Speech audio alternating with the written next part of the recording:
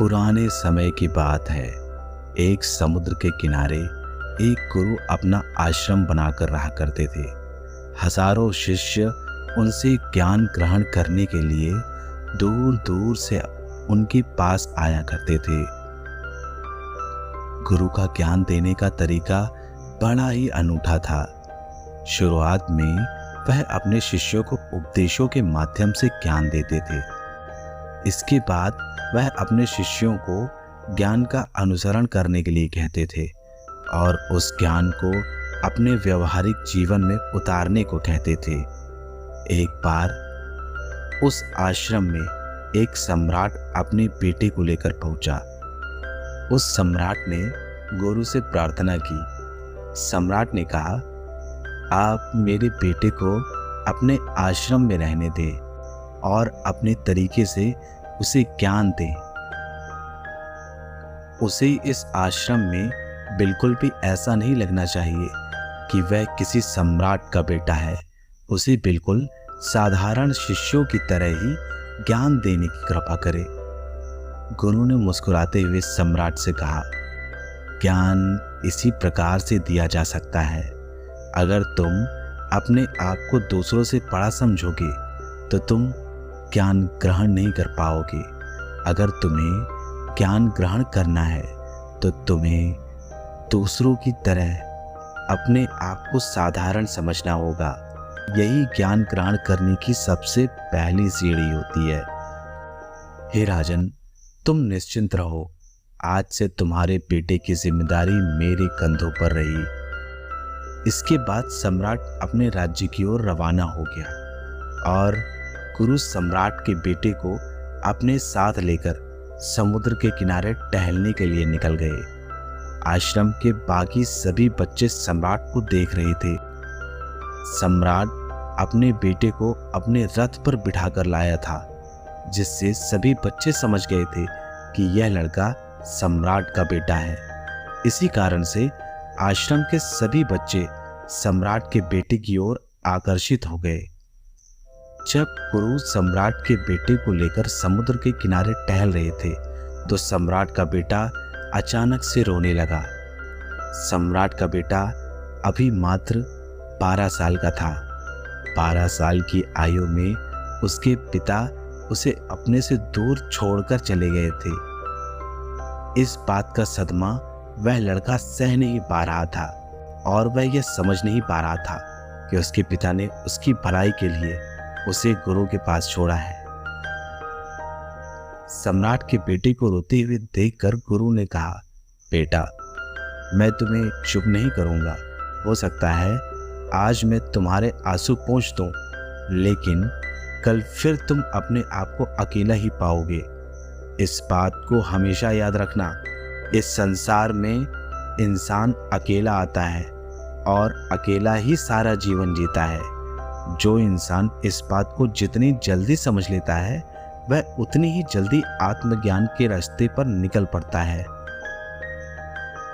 गुरु ने अपनी बात को आगे बढ़ाते हुए कहा, जो इंसान अकेला रहना सीख जाता है वही खुद से प्यार करता है, और जो खुद से प्रेम करना जानता है वह किसी के भी जाने का अफसोस नहीं करता, क्योंकि वह खुद से ही प्रेम करता है।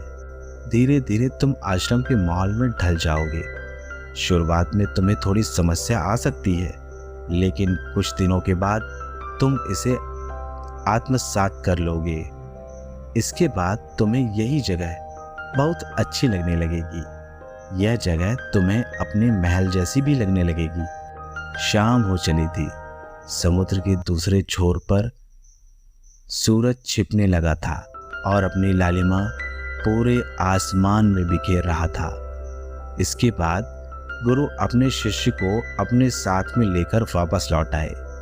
उस शिष्य को भी थोड़ा सुकून मिला, क्योंकि गुरु की आंखों में एक अभूतपूर्व शांति झलक रही थी। और जब हम किसी एकांतवासी गुरु की आंखों में शांति देख लेते हैं तो हमारा हृदय एकदम निर्मल हो जाता है। जब सम्राट का बेटा रात्रि को भोजन करने के लिए भोजन कक्ष में पहुंचा तो आसपास के सभी शिष्य उसके पास आने लगे।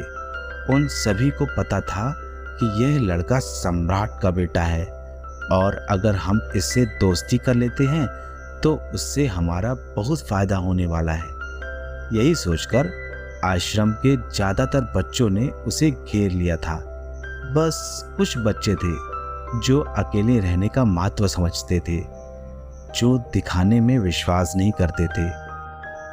ऐसे सभी बच्चे उस सम्राट के बेटे के पास जाने के बजाय अपना पूरा ध्यान खाने पर लगा रहे थे और एकांत में बैठकर अपना भोजन कर रहे थे।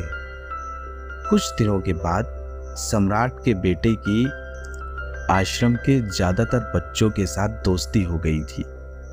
अब वह आश्रम के उन बच्चों के साथ घूमता था। आखिरकार वो था तो सम्राट का ही बेटा, सुख सुविधाओं में पला बड़ा था। आसपास बहुत से दास दासियां होते थे। सारा दिन अपने मित्रों से घिरे होना, यही दिनचर्या उसने आश्रम में भी अपना ली थी। ऐसा नहीं था कि गुरु को यह सब पता नहीं था, पर गुरु उसे अलग तरीके से ज्ञान देना चाहते थे।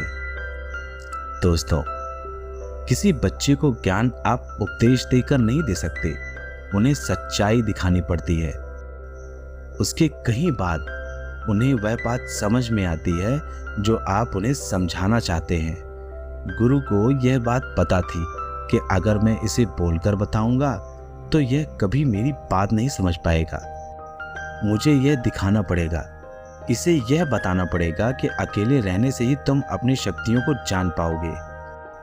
यही शिक्षा देने के लिए गुरु शिष्य को अपने साथ एक पास की ही एक पहाड़ी पर लेकर पहुंच गए। उस पहाड़ी पर पहुंचने के बाद गुरु ने सम्राट के बेटे से कहा, वत्स, तुम्हारा ज्ञान अब पूरा हो चुका है। बस एक आखिरी रात तुम्हें यहाँ पर बितानी होगी। इसके बाद अगले दिन शाम को मैं तुम्हारे राजमहल में तुमको पहुंचा दूंगा। वह बच्चा तो यह सुनकर बहुत खुश हो गया कि अब मैं वापस चला जाऊंगा, फिर से मेरी सारी वस्तुएं मेरी हो जाएंगी। उस शिष्य ने अपने गुरु से पूछा कि गुरुजी, मुझे आज रात आप यहाँ पहाड़ी पर क्यों छोड़कर जा रहे हैं? आखिर मुझे कौन सा ज्ञान यहाँ से मिलना बाकी है? गुरु ने मुस्कुराते हुए कहा, यहाँ पर चट्टान के पीछे छिपकर बैठना होगा। यहाँ पर रोज रात को एक बाज आता है। उस बाज को देखकर उसकी सारी गतिविधियों को देखने के बाद अगले दिन अगर तुम उस बाज की खूबियां मुझे बता पाए तो मैं तुम्हें वापस भिजवा दूंगा। और हाँ, सुबह होते ही यहाँ पर भेड़ों का एक झुंड भी आता है। तुम्हें उन भेड़ों की गतिविधियों को ध्यान से देखना होगा। और हाँ, सबसे महत्वपूर्ण बात याद रखना, जो बाज है उसकी गतिविधि रात को और भेड़ों की गतिविधि दिन को। अगर तुम दोनों की गतिविधि ध्यान से देखकर मुझे बता पाए तो तुम इस आश्रम से हमेशा के लिए मुक्त हो जाओगे। तुम्हारा ज्ञान पूरा हो जाएगा और मैं स्वयं तुम्हारे पिताजी से यह कह दूंगा कि तुम इस आश्रम के सबसे ज्ञानी बच्चे हो। इसके बाद शाम का वक्त बीत जाने के बाद गुरु अपने आश्रम में वापस लौट आए और वह सम्राट का बेटा वहीं पर उस स्थान में एक चट्टान के पीछे छुपकर खड़ा हो गया और वहां से उस बाज के आने का इंतजार करने लगा।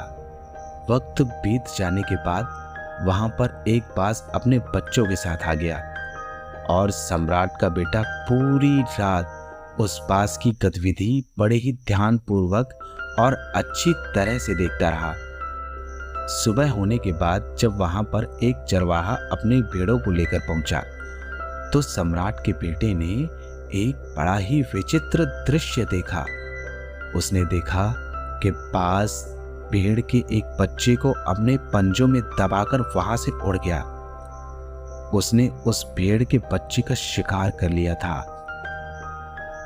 यह सारा नजारा देखने के बाद वह बच्चा आश्रम में वापस पहुंचा और इससे पहले कि उसके गुरु उससे कुछ पूछ पाते, उसने गुरु को प्रणाम करते हुए तुरंत कहा, गुरुदेव, आप अपने आश्रम के सभी बच्चों को एक साथ बुला लीजिए। मैं सब लोगों को बताना चाहता हूँ कि मैंने वहाँ पर क्या देखा। जब आश्रम के सभी बच्चे वहाँ पर पहुँच गए तो सम्राट के बेटे ने कहना शुरू किया, मैंने अपने जीवन में बहुत से पक्षी देखे, पर बाज जैसा पक्षी कभी नहीं देखा। बाज सभी पक्षियों में सबसे अद्भुत होता है और सबसे अलग होता है। तुम सभी उदाहरण के लिए मान लो, एक तोता हम सभी ने देखा है। तोता बोलता तो बहुत है, लेकिन कभी ऊंचा नहीं उड़ पाता।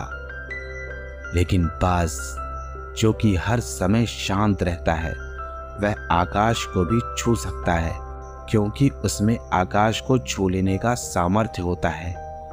जब भी बाज अपना लक्ष्य निश्चित कर लेता है तो उसी शिकार पर वह अपनी नजरें गड़ाए रहता है, चाहे फिर वह कितनी भी ऊंचाई पर क्यों ना हो, चाहे कितना भी बड़ा तूफान क्यों ना आ जाए, लेकिन उसकी नजर हमेशा ही अपने लक्ष्य पर टिकी रहती है।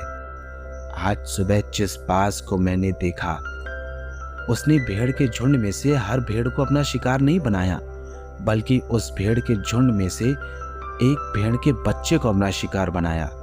उस बाज की ही तरह हमें भी अपना ध्यान अपने एक ही लक्ष्य पर स्थिर रखना चाहिए, चाहे कितनी भी अड़चनें क्यों ना आए। हमें अपना लक्ष्य स्पष्ट दिखाई देना चाहिए। 8-10 अलग अलग लक्ष्यों में अपनी ऊर्जा बर्बाद करने के बजाय हमें केवल एक ही लक्ष्य पर अपना पूरा ध्यान देना चाहिए। दूसरी बात जो मैंने बाज से सीखी, हम सभी को उस बाज से यह बात सीखनी चाहिए कि बाज कभी भी दूसरे पक्षियों के साथ नहीं उड़ता। बाज हमेशा अकेला ही उड़ता है। उससे हमें यह सीख लेनी चाहिए कि हमें कभी भी छोटी सोच वाले इंसान के साथ नहीं रहना चाहिए। आखिरकार हम भी वही बन जाते हैं जैसे कि छोटी सोच वाले लोग होते हैं।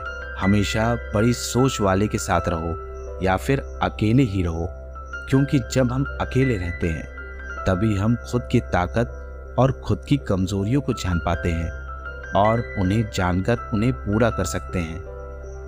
अपनी ताकत को जानकर उनका सही इस्तेमाल कर सकते हैं। लेकिन ऐसा कब होगा? ऐसा तब होगा जब हम अकेले रहना सीख लेंगे। तीसरी सीख जो हमें बाज से सीखनी चाहिए, बाज हमेशा अपनी सीमाओं से ऊपर उठकर उड़ता है। जब तूफान आता है तो हर एक पक्षी अपने घोंसले की तरफ भागता है, खुद को छिपाने की जगह ढूंढता रहता है। लेकिन बाज ऐसा कुछ भी नहीं करता। वह खुद की सीमाओं को तोड़कर बादलों से भी ऊपर होने का प्रयास करता है। बारिश के पानी में उसके पंख भारी हो जाते हैं, उसे उड़ने में बहुत कठिनाई होती है, लेकिन फिर भी बाज हार नहीं मानता और अपने आप को बादलों से भी ऊपर ले जाता है। और बाज वहां तब तक उड़ता रहता है जब तक मौसम ठीक नहीं हो जाता। अपनी सीमाओं को वह इसलिए तोड़ पाता है क्योंकि वह आने वाली मुश्किलों से डरता नहीं, बल्कि उन मुश्किलों का सामना करता है। जीवन में चाहे कितनी भी कठिनाइयाँ क्यों ना आ जाएं, हमें उन कठिनाइयों से लड़ना चाहिए, ना कि उन कठिनाइयों से डरकर छुपना चाहिए। चौथी बात, बहादुर दो वो लोग होते हैं जो तूफान से टकरा जाते हैं। कमज़ोर लोग तो अपने घर पर अपने घोंसलों पर छुपकर बैठ जाते हैं। पांचवी बात दोस्तों जो हमें बाज से सीखनी चाहिए, बाज कभी अपने घोंसले में घास का कोई कमज़ोर तिनका नहीं रखता। जो कोमल होता है उन्हें वह निकाल कर फेंकता रहता है। और इसी तरह चाहे कितनी भी आरामदायक जिंदगी क्यों ना हो, हमें अपने आराम और अपने आलस को छोड़कर जीवन में मेहनत करते रहना चाहिए। जीवन में पसीना बहाना चाहिए, शारीरिक मेहनत करनी चाहिए। बाज हमें यह सीख देता है कि आदमी को हमेशा अकेले ही बढ़ना होता है। इसके बाद सम्राट के बेटे ने भेड़ की विशेषता बताते हुए कहा, भेड़ हमेशा झुंड में चलती है। उन्हें झुंड में एक साथ चलने से हिम्मत मिलती है, लेकिन जैसे ही उनका शिकार होता है वैसे ही सारी भेड़ें तितर बितर हो जाती हैं और उन भेड़ों में से एक भी भेड़ अपने साथी की मदद करने के लिए उनके पास नहीं आती। और इससे हमें अब यही सीख मिलती है कि हमारे साथ कितने भी लोग खड़े क्यों ना हो, किसी पर भी हमें यकीन नहीं करना चाहिए। अगर तुम्हें यकीन करना है तो खुद पर करना, क्योंकि समय आने पर भीड़ तो तितर बितर हो ही जाएगी। आपको यह पता ही नहीं चलेगा कि आपका शिकार कब हो गया। इसके बाद गुरु को प्रणाम करते हुए सम्राट के बेटे ने गुरु से कहा, हे गुरुदेव, अगर मुझसे कोई सीख रह गई हो तो कृपया करके आप मुझे बताने की कृपा करें। गुरु ने सभी बच्चों को संबोधित करते हुए कहा, बच्चों, यह सभी बातें जो अभी इस बच्चे ने हमें बताई वह सब सही है, लेकिन यह सारी खूबियां आप लोगों में तभी पैदा हो पाएंगी जब आप अकेले रहने का प्रयास करेंगे। आपने देखा होगा कि बाज कभी भी दूसरे पक्षियों के साथ नहीं रहता, ना ही किसी के साथ अपनी जोड़ी बनाता है। वह आसमान में अकेला उड़ता है और अकेले उड़ने की वजह से अपनी ताकत और अपनी कमजोरियों को जान पाता है। एक बाज की उम्र लगभग 70 वर्ष होती है। जब वह 40 साल का हो जाता है तब एक परेशानी उसकी जिंदगी में मौत बनकर आती है, जो आपकी परेशानियों की तुलना में बहुत बड़ी होती है, क्योंकि 40 साल की उम्र में बाज की चोंच इतनी मुड़ जाती है कि उसे शिकार निकलने में बहुत ज्यादा परेशानी होती है। उसके पंख भारी होने लगते हैं, जो कि छाती से चिपकने लगते हैं, जिससे बाज का उड़ना बहुत ही मुश्किल हो जाता है।